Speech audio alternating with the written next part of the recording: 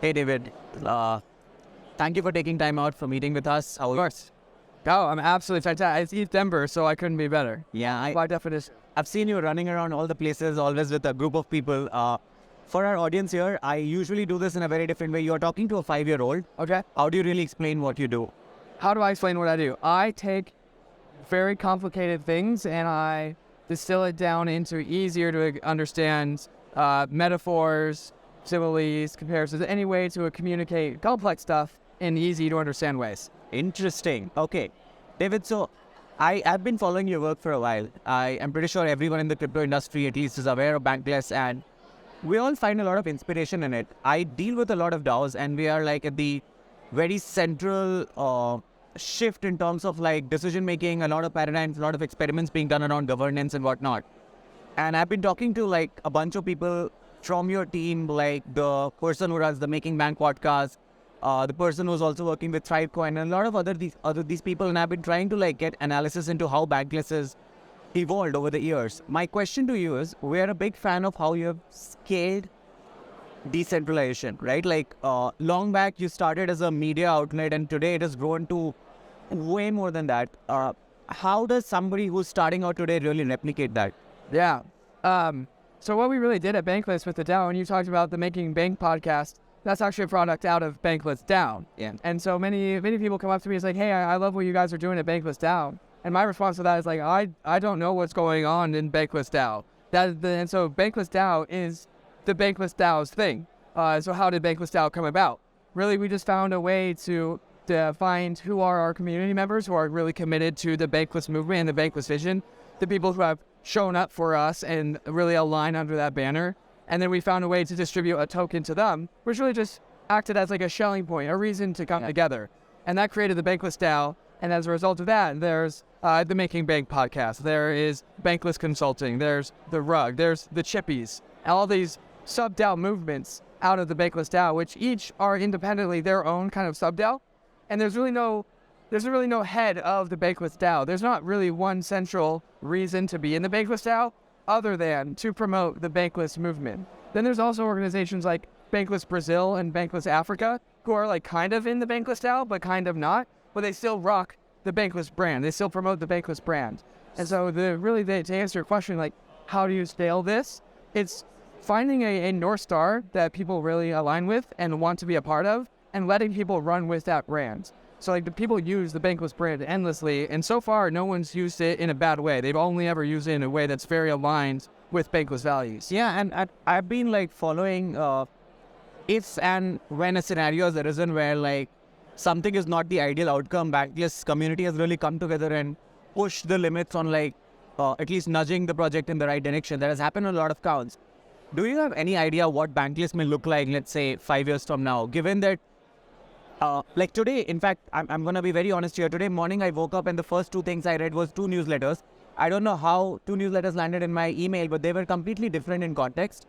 And there's a lot of reflection in terms of how East Denver is going on and the fact that you have been away from everyone. So there's some sort of an apology as well there, which is like very genuine because you're genuinely trying to say that, hey, the kind of relationships we're building at East Denver is just going to help us in the long run. Now, I see a very pure mission here.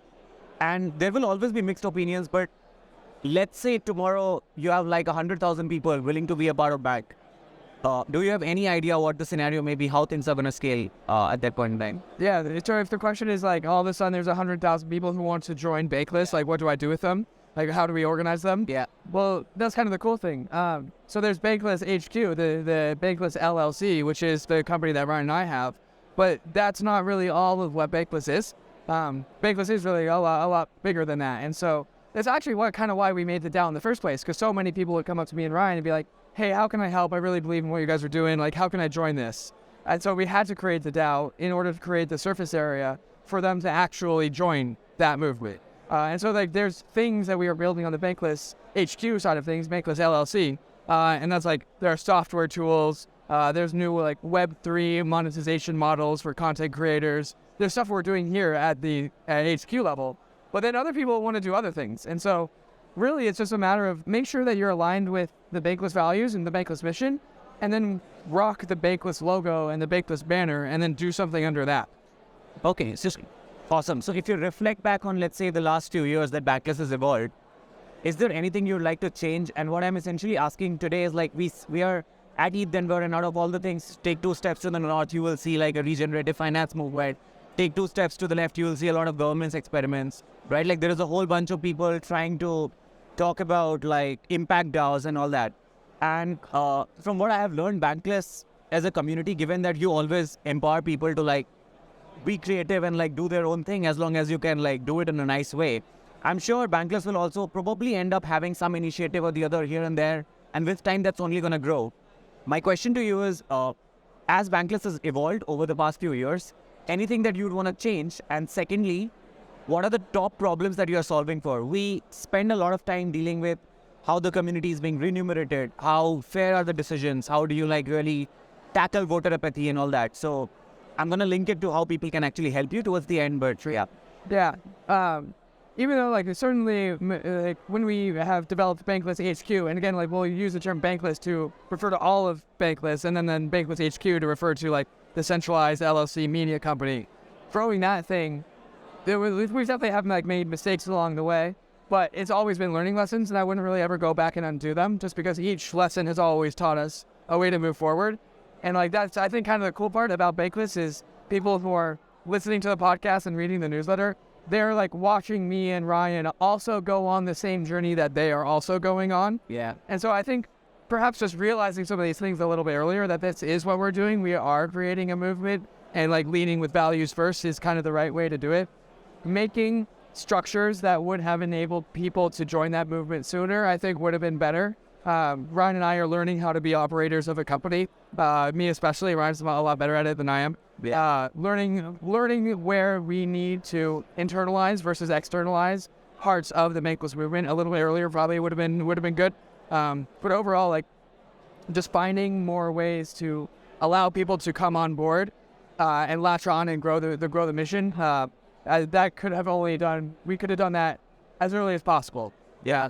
So, okay, so coming back to my second question, so you just mentioned that there are a lot of things that you'd probably not change because you've learned a lot from it. But from an outsider perspective, it always looks like, David and Ryan are living the best life, right? Like, when I'm pretty sure there's like a lot. And in fact, like, I say this with a lot of analysis on my part. Like, I was there when you were doing the ETH merge live telecast, right? Like, it was a big event, and out of all the things which are going on in parallel, I decided that, okay, I'll switch on into your channel and see what you're talking about. And once I went there, I never really came out until the entire merge was done. But my question is, like, the world sees you in a different way, and I'm pretty sure you go to bed with some things that are probably keeping you awake at night, some of the things that you'd want to solve. So you have 24 extra hours in the day. What are the top areas you would like probably work on? If I had 24 extra hours in the day, I'd actually probably not do Bankless because I would finally have the luxury to do other things. I think the vision that like Ryan and David lead the best life is really just because him and I vibe so well on the podcast. Yeah. So every time we're doing a podcast, we're just having a really good time.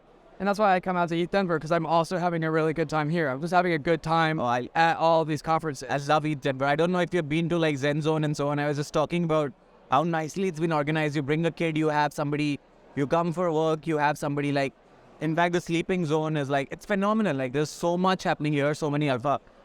Last question before we ask how people can connect you. What are the top things that Bankless as a community is working on today?